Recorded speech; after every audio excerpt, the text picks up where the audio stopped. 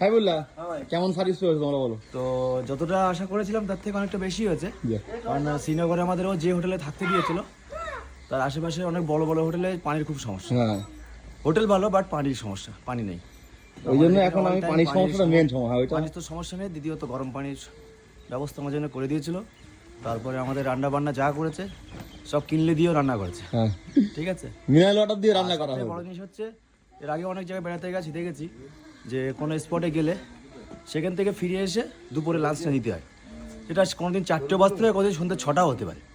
But O R or wife দুজনে এই ঠান্ডায় পেহেলগাম, গুলমার্গ প্রতিটা জায়গায় সুরাল ভাই ভাবি দুজনে আমাদের জন্য প্রতিদিনই গরম খাবার নিয়ে ওখানে সার্ভিসটা দিয়েছে, যেটা এক্সপেক্ট করিনি, সেটা তার থেকে অনেক বেশি পেয়েছি। যাক, থ্যাংক ইউ। হ্যাঁ।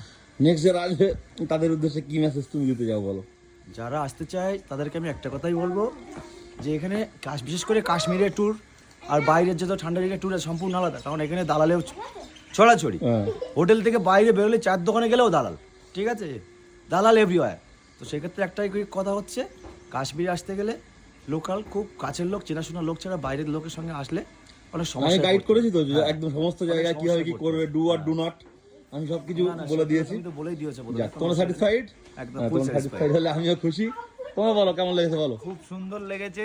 কাশ্মীরে এসে সুরাজদার কাছে থেকে ওনার সাথে কন্ট্যাক্ট করে যেই আসবে নেক্সট বার সুরাজদার সাথে যোগাযোগ করবেন।